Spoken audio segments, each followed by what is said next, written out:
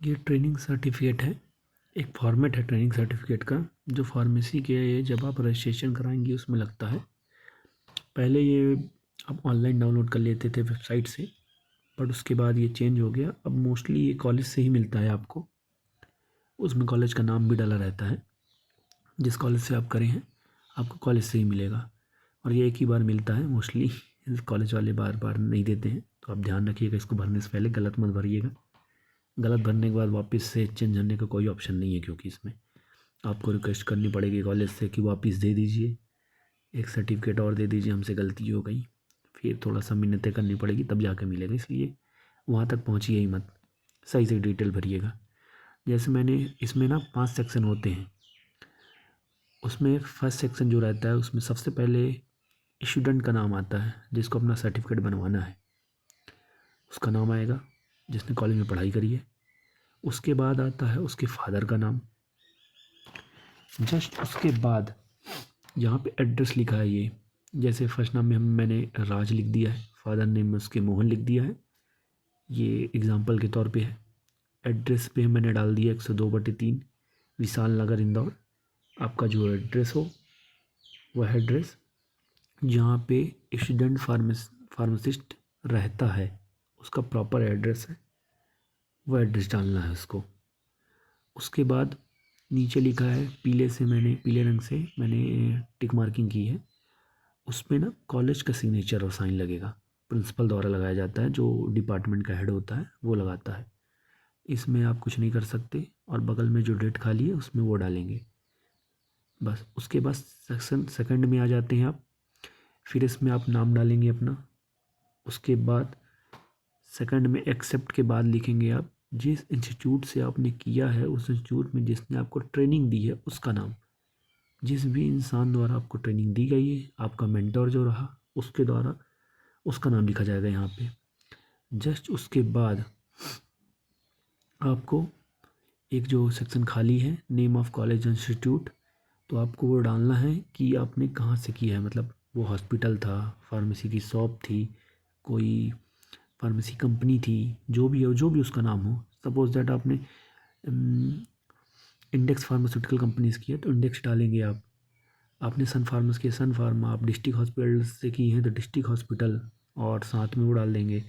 उसके बाद कि क्या नाम से आप फार्मेसी शॉप है तो फार्मेसी शॉप का नाम डाल देंगे। उसके बाद जस्ट नीचे ऑप्शन में लिखा है हॉस्पिटल और फार्मेसी, तो इसमें आपको हॉस्पिटल या फार्मेसी कहाँ से है, कौन सा है, तो वो सेलेक्ट कर देना है। पहले आपने नाम डाला है इंस्टीट्यूट का, उसके बाद आपने उसको सेलेक्ट कर लिया। फिर उसके बाद सेक्शन थर्ड में वापस से इस बार सबसे ऊपर आपका नाम डाला जाता है जिससे आपने ट्रेनिंग ली है, मेंटर का नाम वो डिक्लेयर कर। सेक्शन थर्ड दरअसल मेंटर डिक्लेयर करता है कि मेरे द्वारा स्टूडेंट को ट्रेनिंग दी गई है, तो सबसे पहले वो अपना नाम डालता है। उसके बाद वो डालता है स्टूडेंट ट्रेनी का नाम, जो भी उसका नाम है। जैसे हमने यहाँ राज रखा है तो राज। उसके बाद यहाँ पे आप देखेंगे थर्ड सेक्शन में नीचे लिखा है टिक मार्किंग के लिए दिया है। तो थर्ड सेक्शन में आप ध्यान रखेंगे, थर्ड सेक्शन और फोर्थ सेक्शन दोनों में इंस्टीट्यूट जहाँ से आप ट्रेनिंग ली है उसका सील प्लस साइन लगता है। दोनों में ये थर्ड सेक्शन हो गया आपका। इसके बाद मैं आपको फोर्थ सेक्शन दिखाता हूँ। ये देखिए, थर्ड सेक्शन में रेड से मैंने मार्क किया है और फोर्थ में भी मैंने मार्क किया है। हाँ, इसमें एक ज़रूरी चीज़, फोर्थ सेक्शन में वो भी आपके ट्रेनिंग जो फॉर्म भर रहा होगा उसके द्वारा भरा जाता है, तो फोर्थ सेक्शन में भी वो आपका नाम डालेगा। उसके बाद एक पर्टिकुलर ना मिनिमम आवर का ट्रेनिंग सर्टिफिकेट होता है कि आपको इतने घंटे काम करने ही पड़ते हैं, तब आपको माना जाता है कि आपकी ट्रेनिंग पूरी हुई है। तो ये फार्मेसी काउंसिल के हिसाब से लेस देन 500 नहीं होनी चाहिए। मैंने यहाँ 600 डाल दिया है, 500 से नीचे नहीं होनी चाहिए, और ओवर पीरियड 3 मंथ के अंदर ही, उसमें लिखा है साफ साफ। आप देखेंगे तो उसमें पर्टिकुलर यहाँ लिखा हुआ डेट का ऑप्शन है, बट हर फॉर्मेट डेट का ऑप्शन नहीं आता है।